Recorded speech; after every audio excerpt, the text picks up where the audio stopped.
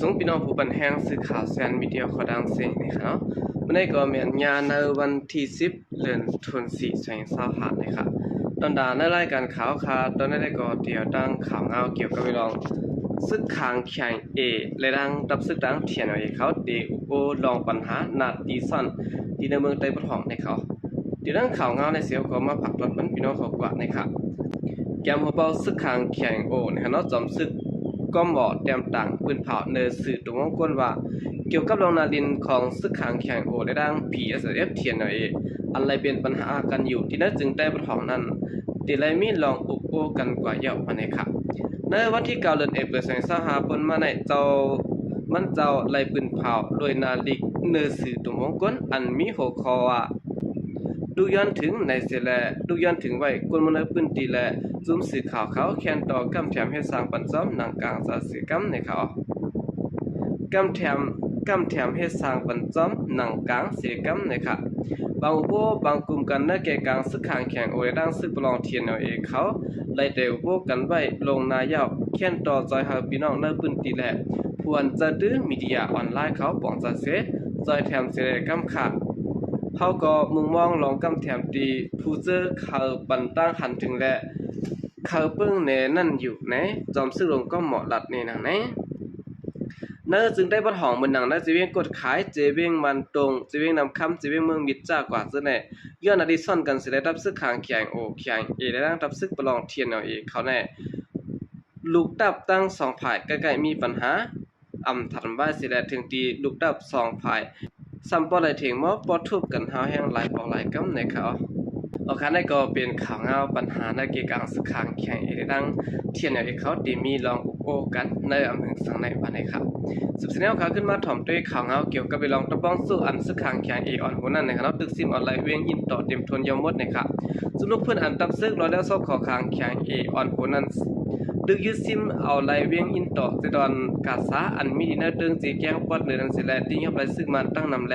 ซิมไหลเคืองกองกลางหมากมือจนยามตั้งนำตั้งหลายว่าจังไหนนะครับ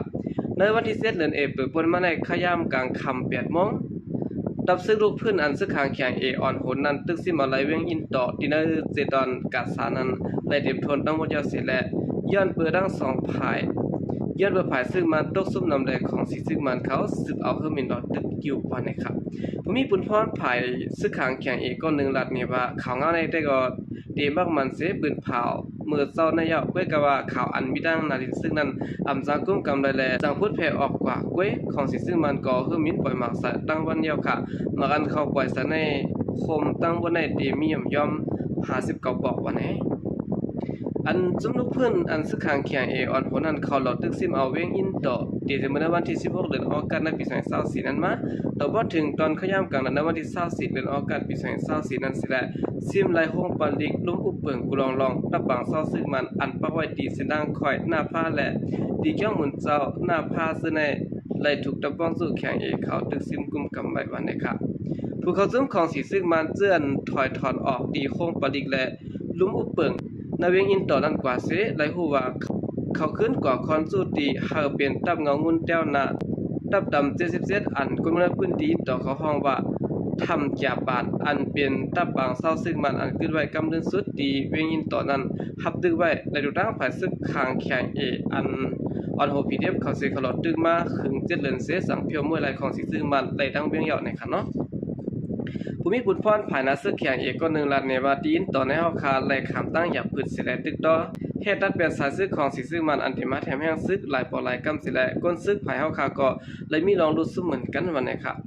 ในบางตึกซิมเอาตะบางเศร้าตะมา77อันปักไว้ดีทำจากปานอันมีดีในเซเว่งอินต่อนั่นก็ดังภายตะป้องสู้ซึกข้างแข่งเขาติงยอบไหลผู้ยอมซึกมัน40ก็ป้ายในค่ะซิมไหลปรางเครื่องอำยอบ1ปาก20มาและ1ปาก22มาผมปรางเครื่องกองกลางหมักมือจึนยามแทงตั้งนำตั้งหลายมีบุญพรภายในซึกแข่งเขาปืนเผาไว้หนังไหนคันได้ก็เป็นข่าวเงาในคณะฝ่ายซึกข้างแข่งเขาซิมได้ตะปางเศร้าของสิซึ่งมันสิและซิมได้เครื่องกองกลางหมักมือจึนยามของสิซึ่งมันเขาตั้งน้ำจำหนักพี่น้องเขาเลยหันอยู่ในเขา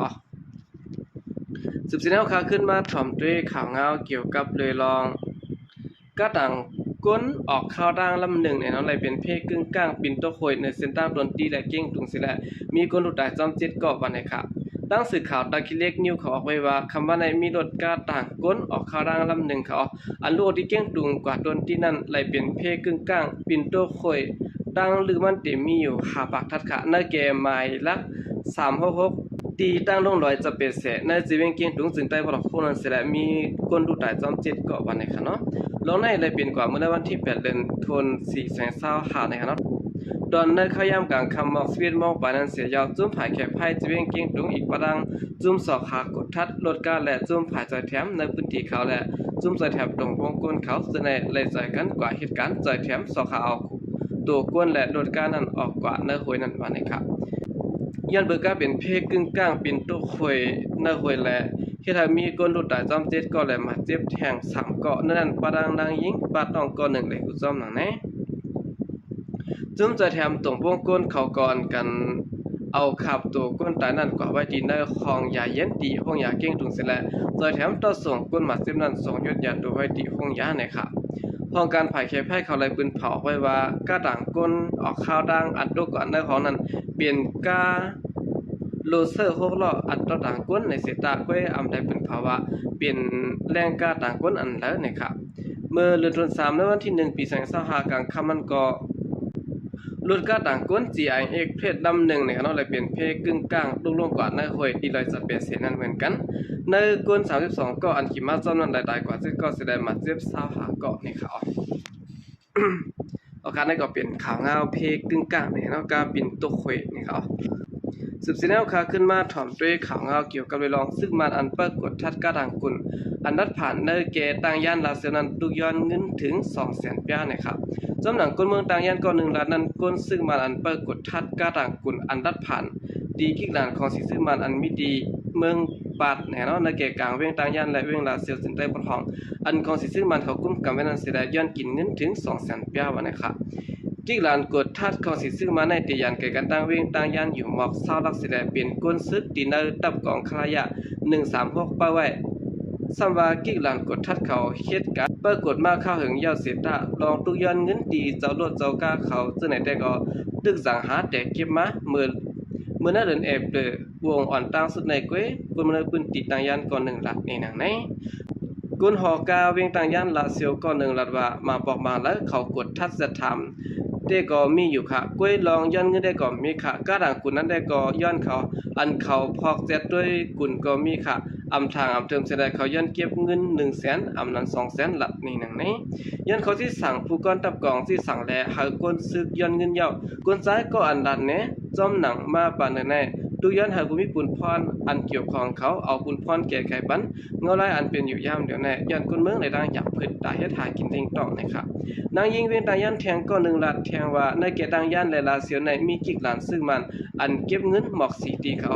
มาบอกมาแล้วในเขาย้อนกินเงินกูกิกยาวค่ะจื้อเสียงอ่ำดีมาหึงน่ะยาวค่ะก้นฮอกาเขาก็ข้างป้องกันอยู่ก้วยกาเขาตื้นโดดไหลกว่ามาอยู่ดาสิแลคอมลาดสังก้วยค่ะดัดนี่หนังไหน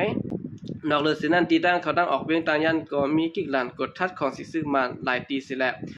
กุนมาในพื้นที่อีกตั้งกุนมาแอวแลซึ่งในก็เลยถูกซึ่งมาอันไปไว้ซ้ำกิกหลานนั้นกดทัดเสร็จถามกูวันยาวมีลองย้อนกินเงินเที่ยงนะครับเมื่อนั้นก็หนังเก่านะครับที่ในเจเวงหมู่เจซึ่งใต้วัดของอันของสิซึ่งมันกุ้มกำไว้นั้นก็มีลองกดทัดตียับกุนเมืองเสร็จแล้วเด็กย้อนเงินไว้เหมือนกันนะครับโอกาสนี้ก็เป็นข่าวเงาไล่ๆ3พลังของสิซึ่งมันเนี่ยเนาะตั้งกิกหลานเสร็จแล้วย้อนกินเงินกุนเมือง1ลำแล้ว100,000 ถึง 200,000 ป้าในวันนำเตอยู่ในเขาโอเคกำเดินสุดในก็ยินจมนับยามกุมถึงพี่น้องกำแถมปัญหาของทางเสียงอยู่ค่ะยินจมนับยามนำเสข่าวใจก็เดียประสงค์ค่ะ